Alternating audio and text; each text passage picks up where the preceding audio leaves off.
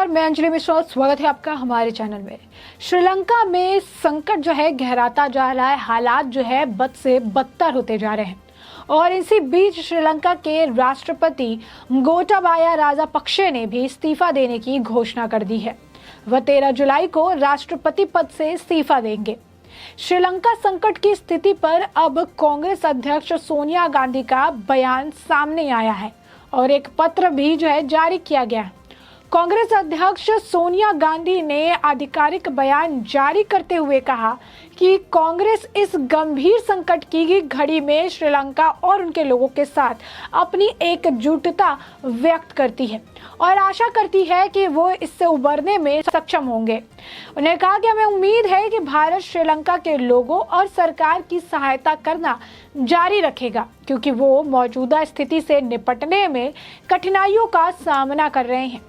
एक पत्र जारी कर कांग्रेस ने लिखा कि भारतीय राष्ट्रीय कांग्रेस श्रीलंका में उभरती राजनीतिक स्थिति की चिंता के साथ अनुसरण कर रही है।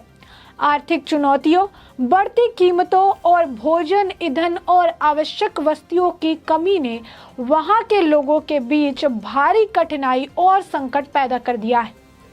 कांग्रेस पार्टी इस गंभीर जो है संकट की घड़ी में श्रीलंका और उसके लोगों के साथ अपनी एकजुटता व्यक्त करती है और उम्मीद करती है कि वो इससे उबरने में सक्षम होंगे। हम आशा करते हैं कि भारत श्रीलंका के लोगों और सरकार की सहायता करना जारी रखेगा, क्योंकि वो वर्तमान स्थिति ही कठिनाइयों से निपटते हैं। कांग्रेस पार्टी अंतर्राष्ट्रीय समुदाय से श्रीलंका को हर संभव सहायता और समर्थन देने का भी आग्रह करती है। दूसरी ओर भारत के विदेश मंत्री एस जयशंकर ने बयान दिया। उन्होंने कहा कि भारत सरकार श्रीलंका में मौजूदा आर्थिक संकट से निपटने के लिए हर संभव मदद और सहायता प्रदान करेगी। उन्होंने आगे कहा कि भारत और श्रीलंका के बीच बेहतर द्विपक्षीय संबंध है। विदेश मंत्री एस जयशंकर का कहना है कि आर्थिक तंगी और गृह युद्ध की कगार पर खड़े श्रीलंका की हर संभव मदद करने की कोशिश की जा रही है। फिलहाल श्रीलंका अपनी समस्या पर काम कर रहा है। उनका कहना है कि श्रीलंका में अभी कोई शरणार्थी संकट नहीं है। आपको बता दें कि श्रीलंका एक अभूतपूर्व आर्थिक उथल-पुथल का सामना कर रहा है। 2.2 करोड़ लोगों की आबादी वाला देश 7 दशकों से सबसे खराब दौर से गुजर रहा है। श्रीलंका में विदेशी मुद्रा की कमी है, जिससे देश में ईंधन और अन्य आवश्यक वस्तुओं के जरूरी आयात के लिए भुगतान कर पाने में असमर्थ हो गया है। इन हालात के बीच जनता सड़कों पर है। श्रीलंका की संसद के अध्यक्ष महिंद्रा यापा अभ्यवर्धन ने शनिवार रात को ही बताया कि राष्ट्रपति गोटाबाया राजपक्षे 13 जुलाई को इस्तीफा देंगे। फिलहाल विरोध प्रदर्शनों के बाद श्रीलंका की राजनीतिक हालात काफी तेजी से बदल रहे हैं। प्रधानमंत्री रनिल विक्रमसिंघे ने इस्तीफा देने के साथ ही विदेश मंत्री ने भी इस्तीफा दे दिया है। वही बताया जा रहा है कि एक एक कर विक्रमसिंघे की कैबिनेट के सभी मंत्री अपना इस्तीफा पेश करेंगे, जिसके बाद राष्ट्रपति गोटाबाया राजपक्षे अपना इस्तीफा सौंपेंगे। श्रीलंका के राष्ट्रपति गोटाबाया राजपक्षे पूर्व प्रधानमंत्री महिंद्रा राजपक्षे के छोटे भाई हैं। गोटाबाया का जन्म श्रीलंका के एक प्रतिष्ठित सियासी परिवार में 20 जून 1949 को हुआ था। दरअसल श्रीलंका की सियासत में राजपक्षे परिवार का काफी वर्चस्व रहा है, यानी परिवारवाद वाली बात है।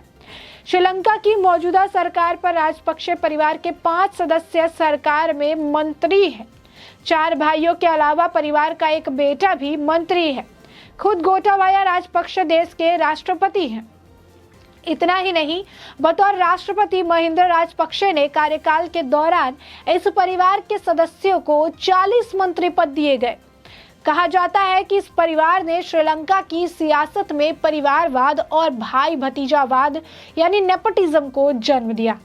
साल 2019 में आर्थिक पुनरुद्धार और यानी इकोनॉमिकल रिवाइवल और सुरक्षा यानी सिक्योरिटी मुहैया कराने जैसे वादों के चलते गोटाबाया चुनाव जीत गए थे, लेकिन वो जनता की उम्मीदों पर खड़ा नहीं उतर पाए।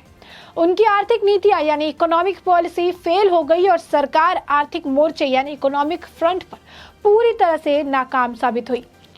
यही नहीं, कोलंबो को सुंदर बनाने की परियोजना के लिए झुग्गी झोपड़ियों में रहने वाले लोगों के आशियानों को उजाड़ दिए गए। रासायनिक उत्तरकों यानी केमिकल फर्टिलाइजर के इस्तेमाल और इंपोर्ट पर भी पूरी तरह से बैन लगा दिया। देश में चीनी और चावल की भारी किल्लत है। बता दें कि कोविड के चलते टूरिज्म सेक्टर भी जो है वो पस्त पड़ा हुआ है। डॉलर के भंडार में कमी से आर्थिक संकट यानी इकोनॉमिक क्राइसिस में और गहरा गया है। इसका नतीजा ये हुआ है कि ईंधन, एलपीजी, फ्यूल जो है, बिजली और इलेक्ट्रिसिटी और ज़रूरी भोजन यानी एसेंशियल फूड्स की भारी किल्लत हो गई है। यही नहीं, आपको बता दें कि जो थोड़ी बहुत कसर थी वो देश पर चीन के भारी भरकम कर्ज यानी चाइना ह्यूज डेब्ट ने पूरी तरह कर दी है। इसी वजह से लोग राजपक्षे से तुरंत सत्ता छोड़ने की मांग कर रहे हैं। तो आप देख सकते हैं कि परिवारवाद वाली राजनीति यहाँ पर देखने के लिए मिले। नेपोटिज्म का जन्म ही इस परिवार ने दिया। यहाँ पर अभी भी एक ही परिवार के 5-5 लोग मंत्री पद में है, 4 भाई और एक बेटा। और इससे पहले भी किस तरीके से 40 मंत्रालय का भार भी इसी परिवार के लोगों को संभालने के लिए दिया गया था। कहीं ना कहीं परिवारवाद ने आज श्रीलंका को खत्म कर दिया है। श्रीलंका की जो इस तरह दयनीय स्थिति है, जो स्कैर्सिटी है फूड की, उसके जो है काफ़ी ज़्यादा परेशानी जनता को झेलनी पड़ी है, वो सिर्फ परिवारवाद, जातिवाद और ये जो है पक्षपात के वजह से हो रही है। और इसी परिवारवाद की जो जीती जाती एग्जाम्पल है वो सोनिया गांधी और राहुल गांधी, प्रियंका गांधी वाड्रा है, जिनमें परिवारवाद को काफ़ी ज़्यादा बढ़ावा मिला है। और यही कारण है कि आज सोनिया गांधी को इनके लिए काफ़ी ज़्यादा दुख भी जो है लग रहा है, क्योंकि जितनी बार परिवारवाद की सरकार आई है उन्होंने इस देश के लिए संकट ही पैदा किया है। और परिवारवाद ने उस राज्य को जो है इस तरीके से एक खत्म होने की कगार पर लाके खड़ा कर दिया है। और इसका सबसे बड़ा एग्जाम्पल आज के वक्त में श्रीलंका में देखने के लिए मिल रहा है कि किस तरीके से श्रीलंका के लोग अब त्राहिमाम मचाए हुए हैं। उन्होंने हाल ही फिलहाल में कई सरकारी आवासों में आग भी लगाई। राष्ट्रपति के आवास के अंदर ये घुस गए, वहां पर राष्ट्रपति तो मिले नहीं, वहां पे कई सारी और चीजें मिली जिनके अब वीडियो सोशल मीडिया पे छोटे छोटे क्लिप वायरल हो रहा है। तो मैं वहां पर जाकर ये वहां पर तोड़फोड़ मचा रहे हैं, जिम में जाकर तोड़फोड़ मचा रहे हैं, क्योंकि लोग जो है अब भूखे हैं। उन्हें बेसिक नेसेसिटीज जो चीज़ है, बेसिक एसेंशियल जो चीज़ है वो उपलब्ध नहीं हो पा रही है, जिसके वजह से इस वक्त वो काफ़ी ज़्यादा हताश, निराश और परेशान हो चुके हैं। और एक ऐसी सरकार जिससे परिवारवाद और जातिवाद और पक्षपात को बढ़ावा दिया, जिन्होंने सिर्फ अपने परिवार को आगे ले चलने, परिवार का भरण पोषण करने और उन्हें ही अलग अलग मंत्रालय देने का काम किया, जिन्होंने अपने परिवार के सदस्य होने के वजह से कभी सवाल नहीं खड़े किए, आज उन्हें ये सत्ता भी गंवानी पड़ रही है, लोगों का भरोसा भी गंवाना पड़ रहा है और अपने भवन से भगोड़ों की तरह भागना भी पड़ रहा है। भारत अपनी तरफ से एक अच्छे रिलेशन की वजह से अपनी तरफ से मदद कर रही है, कोशिश कर रही है, लेकिन श्रीलंका की जनता अभी सरकार को एक्सेप्ट करने के लिए किसी भी कीमत पर तैयार नहीं है। और ये जो आर्थिक मार है, ये जो इकोनॉमिकल जो क्राइसिस इस वक्त जो है देखने के लिए मिल रहा है श्रीलंका में, इसकी अब जो है आप कह सकते हैं कि कोई तोड़ नजर नहीं आ रहा है।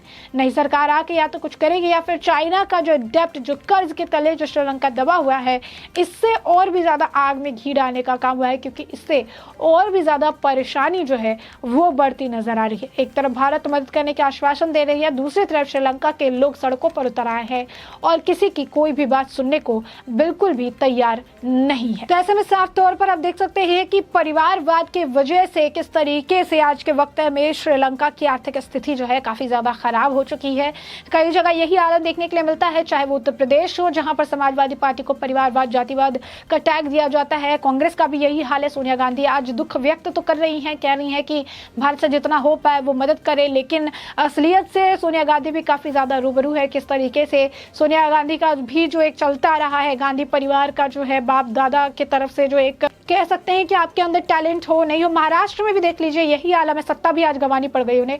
ये पिता पुत्र वाला जो सीन है यह ज्यादातर जगहों पर जो देखने के लिए मिलता है। और ये परिवारवादियों ने ही राजनीति में आके राजनीति को खत्म कर दिया है। कहीं ना कहीं इस परिवारवाद की सोच ने इस परिवारवाद को पॉलिटिक्स के अंदर जो है मिक्स करके उस राज्य को एक जो है खत्म होने की कगार में लाने की जो जिम्मेदारी है, आप समझ लीजिए कि परिवारवादी पार्टियों ने कर रखी है। अब ऐसे में सोनिया गांधी जो है दुख व्यक्त कर रही है, बता रही है कि आने वाले वक्त में सब ठीक हो जाएगा, एकजुट होकर रहना है। लेकिन श्रीलंका के लोग अब लग रहा है सब सुनने के मूड में बिल्कुल भी नहीं है, क्योंकि उन्हें बेसिक चीज़ें चाहिए, उन्हें खाना चाहिए, उन्हें पानी चाहिए, जो किसी भी बयानबाजी या किसी भी तरीके की टिप्पणी से उनका पेट नहीं भरने वाला है। और यही कारण है कि आज के वक्त में सत्ता में वापसी नहीं करने देना चाहते हैं, उन्हें उनसे इस्तीफे की मांग कर रहे हैं। 13 जुलाई को इस्तीफे की बात भी निकलकर सामने आ रही है।